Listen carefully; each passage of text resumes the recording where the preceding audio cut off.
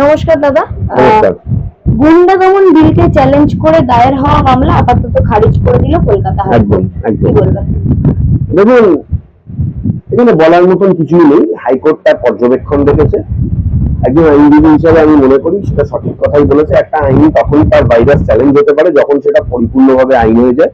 High court বলেছে যে এই শুধুমাত্র আইনটা পাস হয়েছে, রাষ্ট্রপতি সই হয়নি, রাজ্যপালের সই হয়নি। সুতরাং এই আইন নিয়ে এই মুহূর্তে হাইকোর্টকে কিছু বলা বা কোনো মন্তব্য করা ঠিক নয়, সেই জন্য তারা ডিসমিস করেছে। যদিও হাইকোর্টের বিচারপতিরা উষ্মা প্রকাশ করেছেন যে 1 বছর তার জামিন পাওয়া যাবে না হাইকোর্ট বা সুপ্রিম কোর্টে, বা কোনো উকিল নিয়োগ করা যাবে না। এইগুলো কোনো আইনের মানে স্টেপস বা আইনের কোনো একটা মানে ইনগ্রিডিয়েন্টস এটা এটা এটা হতে পারে না। এটা অনেকটাই পরিপূর্ণ। তোলাবাজির অভিযোগে বিজেপিতে 22 জনকে সাসপেন্ড করা হয়েছে, 250 জনকে শোকজ করা হয়েছে। কি বলবেন? এক্ষুনি আপনার সংখ্যাটা আবার ঘুরে গেল। যাই হোক, আগের একটা চ্যানেলে কতজনকে শোকজ আর কতজনকে সাসপেন্ড সেটা আমি ঠিক করে বলিনি, এবং কে করেছে সেটা তথ্যটাও আমি কাল থেকে খুঁজছি। অনেক জায়গাতেই দেখলাম অনেক রকম তথ্য দেওয়া হয়েছে। আমি শুধু এই সম্পর্কে এটাই বলবো, শুদ্ধিকরণ ভালো।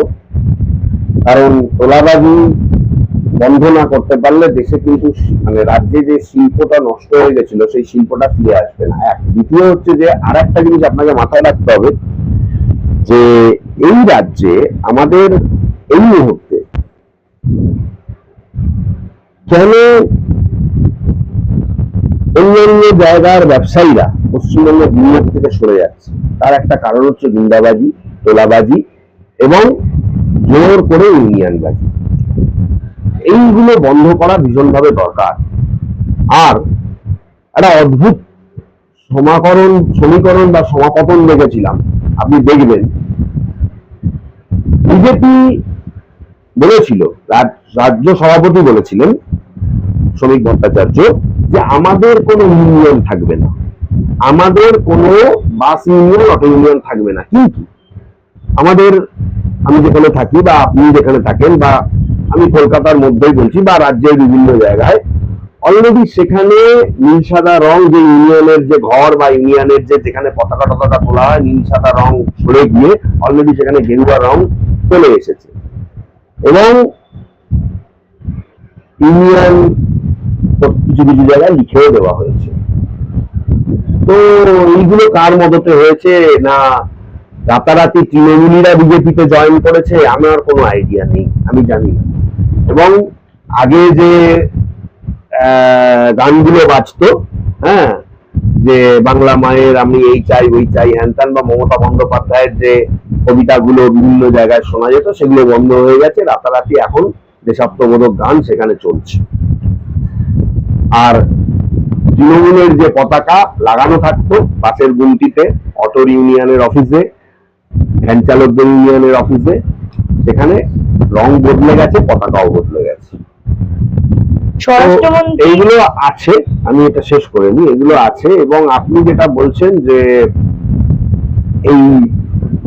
এইগুলো কতদিন চলবে বা এই জিনিসগুলো, তোলাবাজির যে বিষয়টা, দেখুন তোলাবাজিটা একটা খুব বাজে জিনিস ছিল পশ্চিমবঙ্গে, এবং এটার সঙ্গে সরাসরি তৃণমূলের নেতাদের যোগ ছিল। আজকে বিজেপি যদি সেটাকে বন্ধ করতে পারে ভালো, কিন্তু 100% বন্ধ করাটাও অত্যন্ত কঠিন। কেন, আমি আপনাকে একটাই কথা বলবো যে এটা এমন একটা পরিস্থিতি এতদিন ধরে হয়ে আসছে, কিছু লোককে যদি না করে, এবং আজকে বিজেপি ভালো, কালকে যে খারাপ হবে না তার কোনো গ্যারান্টি নেই। যদিও এই সাসপেনশনের কথা বলছেন, আমার কানে খবর এসেছে, আপনি একজন সাংবাদিক, তারা ওই গ্রিল কারখানা যেখানে অতগুলো লোক মারা গেল, সেই গ্রিল কারখানা পুনরায় চালু করার জন্য বিজেপির একটা হেভিওয়েট মন্ত্রী কয়েক লক্ষ টাকা নিয়েছেন, এবং সেটা গাপ করে নেওয়া হয়েছে। ঠিক আছে, এর তদন্ত করুক, দম থাকলে সেই মন্ত্রীকে সাসপেন্ড করে দেয়। পরবর্তী প্রশ্ন, স্বরাষ্ট্রমন্ত্রী অমিত শাহের দ্বারস্থ তৃণমূলের একাধিক সাংসদ ও নেতা। কি বলবেন? তারা কিসের জন্য গেছেন আমি জানি না। এটা যদি আপনার কাছে আরো কোনো ইলাবোরেশন খবর থাকে আমাকে জানাবেন। আর কোন তৃণমূলের কথা বলছেন সেটা আমি বুঝতে পারছি না। এখন তো তৃণমূল দুটো, একটা এনসিপিআই তৃণমূল আবার একটা দিদির তৃণমূল, আদি তৃণমূল। সুতরাং কোন তৃণমূলের সংসদরা গেছে সেটাও যদি প্রশ্নটা আপনি ঠিক করে বলেন, তার উত্তর আমি দিতে পারবো। আদারওয়াইজ আমি এটা বলতে পারি যে এনসিপিআই তে যারা তৃণমূলের সাংসদরা গেছিলেন তারা মনে করেছিলেন যে এই দিকটা আমার সেফ সাইড, আমার ওপরে, সত্যি হয়তো তাই, কিন্তু কিন্তু যদি তাই হয় তাহলে তো আমি বলবো যে দুর্নীতির জন্য মানুষ তৃণমূলকে সরিয়ে দিল, আজকে তৃণমূলের সেই দুর্নীতিবাজরা এনসিপিআই বলে একটা দল খুলেছে এবং ওই দিকে এসে তারা সেফ সাইড হয়ে গেছে, মানে শাসক দল আজকে তাদের কিছু বলবে না যেহেতু তারা এনসিপিআই তে আছে। তাহলে তো মানুষের সঙ্গে আমি বলবো বর্তমান রাজ্য সরকারও চরম মানে প্রতারণা এবং তঞ্চকতা এখনো করে চলেছে। ইতিমধ্যে নরেন্দ্র মোদীর সঙ্গে বৈঠক করেছেন সুদীপ বন্দ্যোপাধ্যায়, কাকুলি ঘোষ দস্তিদার, কি বলবেন?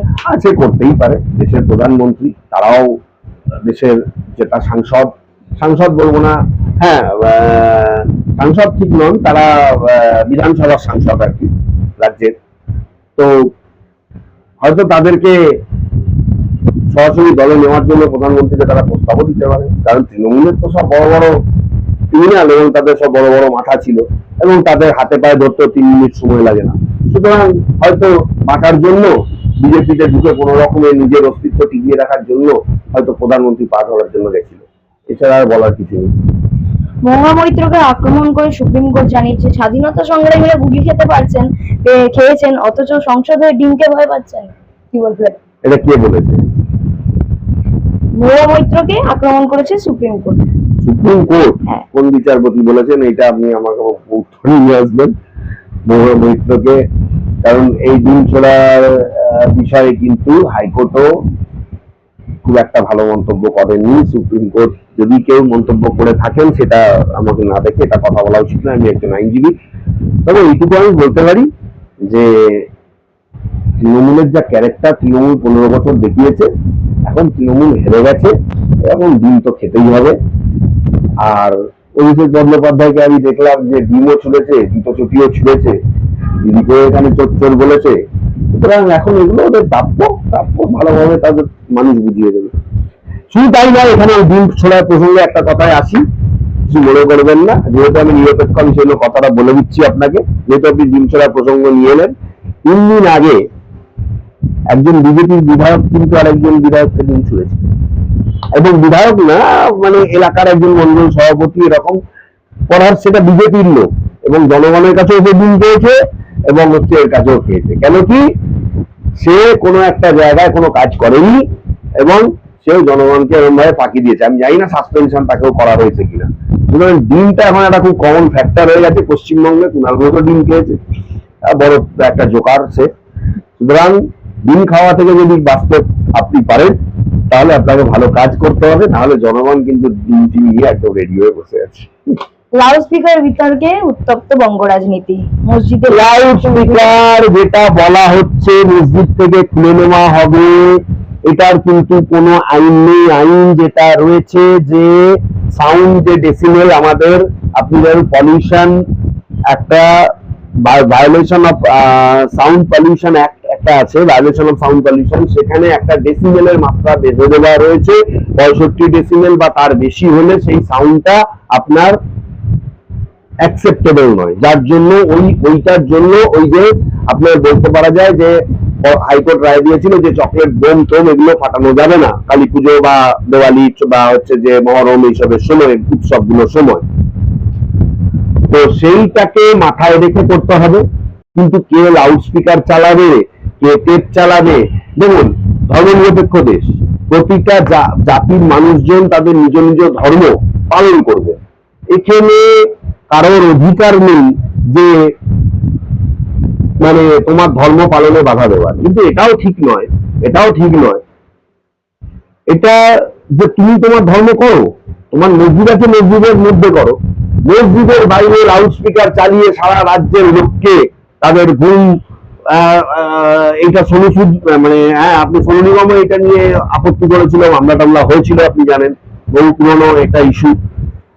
দেখা যাক, আমার মনে হয় যে ওই ডেসিমেলে বাজাতে বলবে, এবং যেটা রাজ্য সরকারের যেটা যে লাউড স্পিকার খুলে ফেলার যে ব্যাপারটা, এটা কিছুটা ইলিগালি আমার মনে হচ্ছে। এটা আমাদের সিনিয়র শ্রদ্ধ বিকাশ রঞ্জন বাবু তিনি মামলা করলে, আমাদের স্যার মামলা করলে, আমার ধারণা যে হাইকোর্ট থেকে একটা স্পষ্ট রায় এটা নিয়ে পাওয়া যাবে। দাদা শেষ প্রশ্নে যাব, সেটা হচ্ছে 2026 বিধানসভা নির্বাচনের পর তৃণমূলের সাংগঠনিক অবস্থান ও নেতৃত্ব নিয়ে নানা রকম জল্পনা অব্যাহত, কি বলবেন?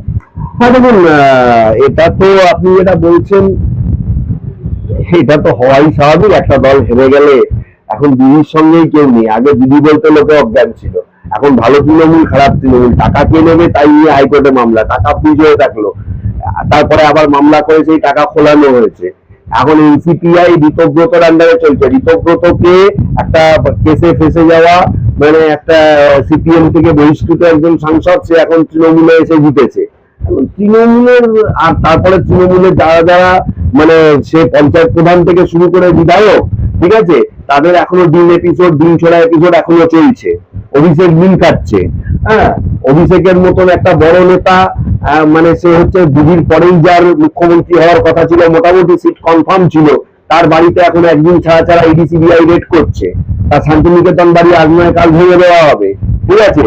তাকে এখন তার সিকিউরিটি, আগে যেমন 25-30টা কনভয় ছাড়া সে যেতে পারতো না, হ্যাঁ, সে তার তার তার ডান হাত পুষ্পা, সে এখন জেলে ঢুকে গেছে। তার ডান হাত পুষ্পা, সে ভোটে দুদিন আগে রেজাল্ট দেখে মাথা ঘুরে এতটাই পড়ে গেল যে বললো আমি ভোট লড়বো না, ঠিক আছে, এরকম অবস্থা।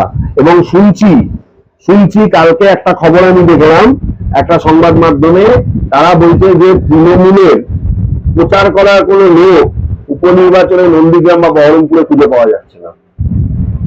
সুতরাং তৃণমূলের অবস্থা এর থেকে আরো খারাপ হবে। জনগণ যেভাবে দেখবে, জনগণ যেভাবে সাথ পেয়েছে 15 বছর তৃণমূলে, জনগণ সেটাই ফিরিয়ে দিচ্ছে।